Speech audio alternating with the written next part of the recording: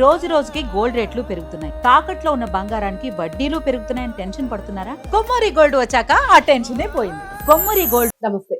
Trainee IPS ఉదయ్‌కి సంబంధించిన issue మనం ఇప్పుడు చూస్తూ ఉన్నాము. సో, ఆత్మహత్యాయత్నం అలాగే తోటి ఐపీఎస్ అధికారిని మోసం చేసింది ప్రేమ పేరుతోననే వార్త కూడా వినిపిస్తుంది. సో, ఇదంతా కూడా ఒక డ్రామా అని కూడా మాట్లాడుతున్నారు. సో, రకరకాల కోణాలు ఈ కేసులో ఉన్నాయి. బట్ అసలు ముఖ్యంగా తీసుకుంటే ఒక ఐపీఎస్‌గా ఆయన ట్రైన్ అవ్వడానికి గానీ, ఆ సీటు కొట్టడానికి గానీ, ఒక కానిస్టేబుల్‌గా ఉన్న వ్యక్తి ఎలా అయ్యాడు? అసలు మొట్టమొదటి నుంచి కూడా ఆయన బయోగ్రఫీ ఏంటి? ఆయన ఫ్యామిలీ బ్యాక్‌గ్రౌండ్ ఏంటి? సో, ఇంత సెన్సిటివ్‌గా ఉన్నాడా? ఇలా ఉంటారా ఆఫీసర్స్? సో, ఇది కూడా నడుస్తుంది. ఒకసారి మొత్తం మనం ఒకసారి డిస్కస్ చేద్దాం. మనతో పాటు సీనియర్ జర్నలిస్ట్ దాము బాలాజీ గారు ఉన్నారు. సార్ నమస్తే సార్. సార్ ఐపీఎస్, ఐఏఎస్, ఈ పోలీస్ అధికారులు చాలా బోల్డ్‌గా ఉంటారు వీళ్ళు. ఏదైనా కూడా హ్యాండిల్ చేయాలనంటే బోల్డ్‌నెస్ ఉండాలి వాళ్ళకి. సో, సెన్సిటివ్‌నెస్ అనేది ఉండదు అని అనుకుంటూ ఉంటారు. సో, ఫస్ట్ టైం చూస్తూ ఉన్నాము ఆయన ఒక టాలెంటెడ్, సెన్సిటివ్‌నెస్ అన్ని రకాల కోణాలు ఆయనలో ఉన్నాయేమో అని అనిపిస్తూ ఉంది. సో, అసలు యాక్చువల్‌గా ఆయన బయోగ్రఫీ ఏంటి? ఎక్కడ పుట్టాడు? ఏం చదివాడు? ఎలా సీటు కొట్టాడు అసలు? ఉదయ కృష్ణారెడ్డి వీళ్ళది ఉల్లపాలెం అండి, ఒంగోలు దగ్గర సింగరాయకొండ మండలంలో ఉల్లపాలెం అని ఒక గ్రామం, ప్రకాశం జిల్లా. ఇది ఈయన చిన్నప్పుడే వీళ్ళ అమ్మ చనిపోయింది. అమ్మ పేరు జయమ్మ, నాన్న పేరు శ్రీనివాసరెడ్డి. శ్రీనివాసరెడ్డి 18, ఈ అబ్బాయికి 18 ఏళ్ల వయసులో శ్రీనివాసరెడ్డి కూడా చనిపోయాడు. అంటే టీనేజ్ లో ఉన్నప్పుడే వీళ్ళిద్దరు పేరెంట్స్ లేరు. దాంతో వీళ్ళ బామ్మ దగ్గర పెరగాల్సి వచ్చింది. ఆ టైంలో పేదరికం కూడా ఉంది. దాంతో కొంత కూరగాయలు కూడా అమ్మిన పరిస్థితి ఉందన్నమాట. కూరగాయలు అమ్మాల్సి వచ్చింది ఈ అబ్బాయి తమ్ముడు కూడా ఉన్నాడు. సో అక్కడ నుంచి ఇతను చిన్నప్పటి నుంచి కూడా గవర్నమెంట్ కాలేజీలోనే చదువుకున్నాడు. చదువుకొని దాని తర్వాత జవహర్ భారతి కావల్లో, వెరీ పాపులర్ కాలేజీ. ఆ కాలేజీలో ఇంటర్మీడియట్ మెడికల్ ల్యాబ్ టెక్నీషియన్గా చదివాడు. మళ్ళీ డిగ్రీ ఏమో బిఏ చేశాడు. అయినాక 2012లో సెలెక్ట్ అయ్యాడు కానిస్టేబుల్కి. 2012 డిసెంబర్లో కానిస్టేబుల్ ట్రైనింగ్ అయింది. 2013లో పోస్టింగ్ వచ్చింది. అక్కడ నుంచి 5 ఏళ్ళు పనిచేశాడు. ఈ కానిస్టేబుల్గా పనిచేస్తున్నప్పుడే ఈ అబ్బాయి సివిల్స్ రాద్దామని అనుకున్నాడు. దానికి సంబంధించి చదువుకోవడం అవన్నీ చేస్తున్నాడు. అది మామూలుగా ఇంకా స్టేషన్లో తెలుస్తుంది కదా. సో దాన్ని కొంతమంది పై అధికారులు ఏమో ప్రోత్సహిస్తారు, కొంతమంది ఏమో జలసీ పెట్టుకుంటారు. కానిస్టేబుల్ వీడు సివిల్స్ రాస్తున్నాడంట అని ఒక జలసీ వస్తుంది, వీడేమన్నా పొరపాటున అయిపోతాడేమో. అలాగా ఒక జలసీ ఉన్న ఒక సిఐ ఇతన్ని అవమానించారని ఇతను మీడియాలో చెప్పాడు చాలా ఇంటర్వ్యూల్లో. ఒకసారి ఏదో లేట్ అయితే గంట సేపు ఇతన్ని డ్రిల్ చేయించారని, బటన్లు ఊడిపోతే దానికి మళ్ళీ ఎక్స్ట్రా డ్రిల్ చేయించారని. సో అలాగే ఇతన్ని 60 మంది ముందు దారుణంగా అవమానించి, నువ్వు ఒక ఆఫ్టర్ ఆల్ కానిస్టేబుల్, నీ ప్లేస్లో నువ్వు ఉండు, నువ్వు సివిల్స్ చదువుతున్నంత మాత్రాన సివిల్స్ అయిపోయినట్టు, పాస్ అయినట్టు కాదు అని అతను చాలా అవమానకరంగా మాట్లాడాడు. ఎప్పుడు ఇది 2018లో. అంతకుముందు కూడా అనేక అవమానాలు ఎదుర్కొన్నాడు ఇతను. ఈ 2018 ఇది ట్రిగరింగ్ పాయింట్. ఎప్పుడైతే ఇది అనిపించిందో అదే రోజు ఇతను రిజిగ్నేషన్ లెటర్ ఇచ్చాడు. ఇచ్చినాక కూడా ఇతను వేధించడం కోసం ఇతని మీద జనరల్ డైరీలో ఆబ్సెంట్ అని, ఆ తర్వాత డిజర్టర్ అంటే టైంకి రాడు, ఎట్లంటే అట్లా ఉంటాడని డిజర్టర్ అని, ఇలాగంతా కూడా రాసి హరాస్ చేశారు. సో ఈ హరాస్మెంట్ అంతా కూడా ఇతను తట్టుకున్నాడు. ఎందుకంటే ఇప్పటికి అరియర్స్ అంతా డబ్బులు రావాలి కదా, ఇతను వస్తేనే ఐఏఎస్ ప్రిపేర్ అయిపోయి సివిల్స్కి ప్రిపేర్ అవ్వాలి. సో అందుకని దాంతో మళ్ళీ కొట్లాడాల్సి వచ్చింది. అంటే జాబ్ రిజిగ్నేషన్ కూడా సాఫీగా జరగలేదు. సో ఇతనికి పోలీస్ అధికారుల్లో కొంతమంది ఎలాగైతే నెగిటివ్గా ఉన్నారో, పాజిటివ్గా కూడా కొంతమంది ఉన్నారు. ఫర్ ఎగ్జాంపుల్ ప్రమోద్ కుమార్ అనే ఆఫీసర్ బాగా హెల్ప్ చేశాడు. అట్లాగే సిద్ధార్థ్ కౌశల్ ఎస్పీ ఈ ప్రాబ్లం ఏదైతే ఉందో దాన్ని ఆయనే అర్థం చేసుకొని సాల్వ్ చేసి హెల్ప్ చేశాడు. అట్లాగే వీళ్ళ కొలీగ్ శివకుమార్ చివరి వరకు కూడా ఇతను వెంట నిలబడ్డాడు. అలాగా ఇదైంది. సో ఇతని నేచర్ ఏంటంటే, మామూలుగా అయితే ఎవరైనా అవమానం చేస్తే తట్టుకోలేని ఒక మనస్తత్వం. మామూలుగా అయితే కానిస్టేబుల్ వరకే పరిమితమైన వాళ్ళు ఇవి కామన్, పెద్దవాళ్ళు కూడా చెప్తారు, అరే మేము ఇంకా ఎక్కువ తిన్నాంరా, ఆయన ఏదో మాట్లాడతాడు, అక్కడికి ఈ చెవులు నా చెవులు వదిలేసి నీ పని నువ్వు చూసుకో అని చెప్పిస్తారు. కానిస్టేబుల్ గానే బతుకు ఉండాలి అనుకునే వాళ్ళు దానికి సిద్ధమైపోయి ఉంటారు. వాళ్ళు ఈ కోపాన్ని ఇంకెవడి మీద చూపిస్తుంటారు. జనరల్ గా జరిగేది ఇది. ఎందుకంటే అక్కడ హైరార్కీ పోలీస్ డిపార్ట్మెంట్, ఇదే సిఐని వాళ్ళ బాస్ కూడా ఇట్లాగే తిడతారు. సో ఇలాగ ఉంటది అది హైరార్కీ. బ్రిటిష్ కాలం నుంచి వచ్చింది, ఇప్పటికి కూడా పోలేదు. చాలా మంది ఫోన్లు వస్తే కూడా లేచి నిలబడి దొర అయ్యా అయ్యా అని మాట్లాడేది మనం చూసాం. సినిమాల్లో ఎట్లా ఉంటది, బయట కూడా రియల్ గా కూడా అంతే, లేసేస్తారు. లేసేసి మాట్లాడేవాళ్ళు నేను బోల్డ్ మందిని చూసాను. అంత భయం ఉంటుంది, అంత హైరార్కిల్ ఇవి ఉంటుంది పోలీస్ డిపార్ట్మెంట్లో. సో కానీ ఈ అబ్బాయి పాజిటివ్గా దాన్ని తీసుకొని, అంటే నన్ను హత్య చేశాడు కాబట్టి నేనేదో డిప్రెషన్ అవ్వకూడదు, అట్ ద సేమ్ టైం అతని మీద ఏదో కక్ష పెట్టుకోకూడదు, ఈ రెండూ లేకుండా మూడో ఆప్షన్ ఇతను ఎంచుకున్నాడు. మూడో ఆప్షన్ ఏంటంటే దీన్ని ఛాలెంజ్గా తీసుకొని నేను కంపల్సరీ సివిల్స్ రాసి కొట్టాలి అని అతను ఫర్మ్గా డెసిషన్ తీసుకున్నాడు. అయితే ఈ డెసిషన్ ఇంట్లో చెప్పలా, వాళ్ళ బామ్మకి చెప్పకుండా దాచిపెట్టాడు ఇతను. ఒకసారి హైదరాబాద్లో ఉన్నప్పుడు వీళ్ళ రూమ్కి వస్తే ఇతని కాస్ట్యూమ్ కానిస్టేబుల్ డ్రెస్ కనబడకపోతే ఆమె వెతుకుతుంది. ఏమైందంటే ఏదో అబద్ధం చెప్పి అది ఐరన్కి ఇచ్చాను ఇంకా రాలేదని అదేదని చెప్పి కవర్ చేశాడంట.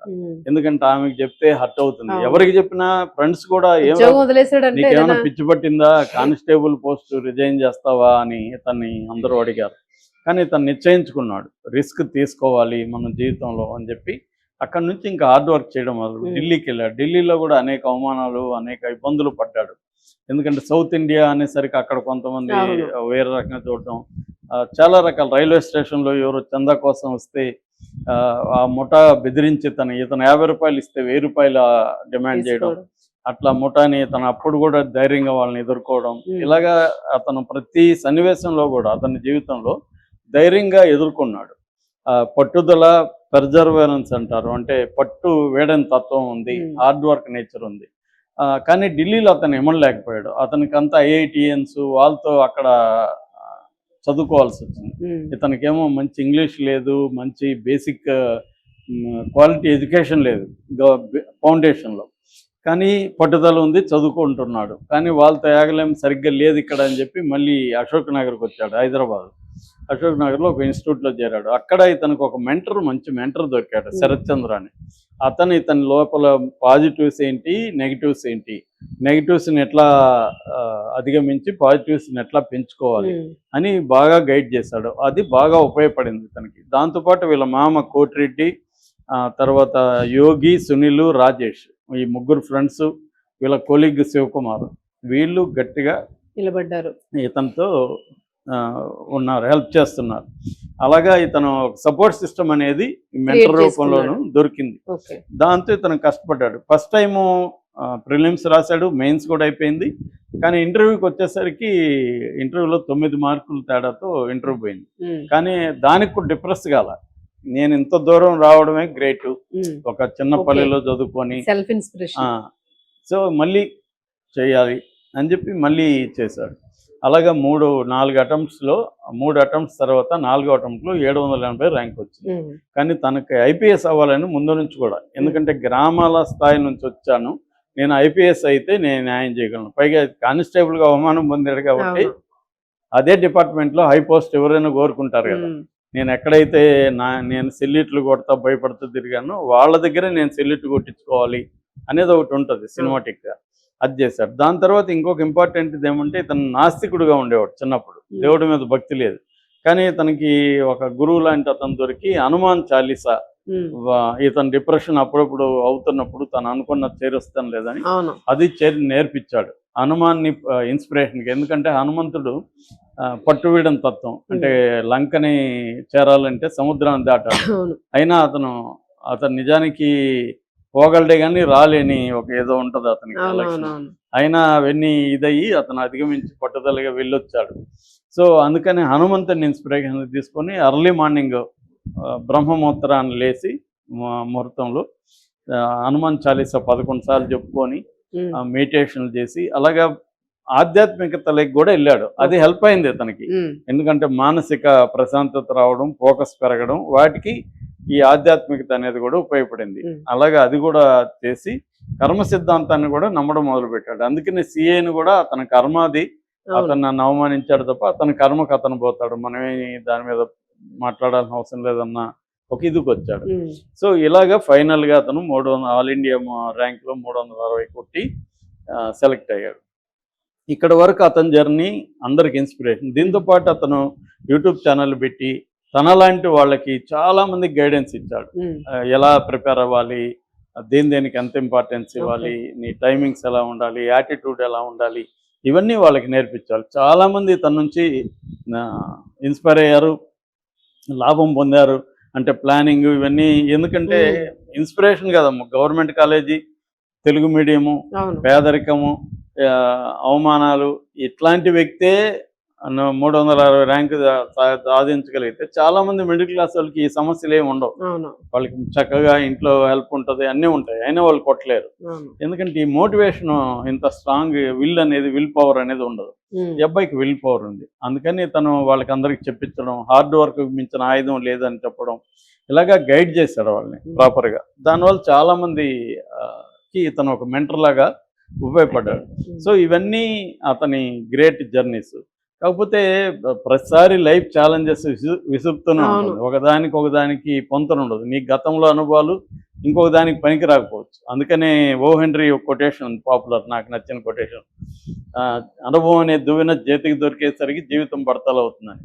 అంటే నీ అనుభవం నీకు ఉపయోగపడదు, వేరే వాడికి ఉపయోగపడచ్చు, వాడు వాడుకుంటే, కానీ చాలా మంది వాడుకోరు.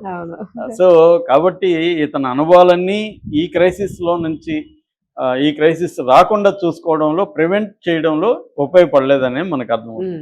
మేబీ ఇతని చిన్నప్పుడు తల్లి ప్రేమను కోల్పోవడం, తల్లి ఒక కొరత ఉండిపోతుంది. చాలా మందికి అమ్మాయిలకి తండ్రి ప్రేమ లేనప్పుడు తమకంటే ఏజ్డ్ వాళ్ళని లైక్ చేస్తారు, ఆ తండ్రి ప్రేమను అబ్బాయిలు ఎత్తుక్కోవడానికి. అందుకని అలాంటి వాళ్ళకి చాలా మందితో అఫైర్లు కూడా ఉంటాయి, వాళ్ళకి సరిపోదు అనమాట. అలాగే తల్లి ప్రేమ కోల్పోయిన వాళ్ళకి ప్రేయసిలో దాన్ని వెతుక్కునే క్రమం ఉంటుంది. అది ఒక యాంగిల్. రెండోది, ఇతను అవమానాలు పొందాడు కాబట్టి రిజెక్షన్ భరించలేని ఒక తత్వం కూడా ఇతనిలో పెరిగి ఉండొచ్చు. సో ఈమెతో కొన్ని రోజులు అఫైర్ నడిచి ఆమె ఇతను రిజెక్ట్ చేసి, ఆమె కారణాలు మనకు తెలియదు, ఆమెను మనం ఏమి నిందించలేము. సో జరిగినప్పుడు ఆమె వేరే వాళ్ళని పెళ్లి చేసుకుంటే ఇతను అగ్రెసివ్గా మారి ఉండే అవకాశాలు ఉన్నాయి. సో దాన్ని బ్యాలెన్స్ చేసుకోవడం దగ్గర ఇతనికి ప్రాబ్లం వచ్చి ఉండొచ్చు.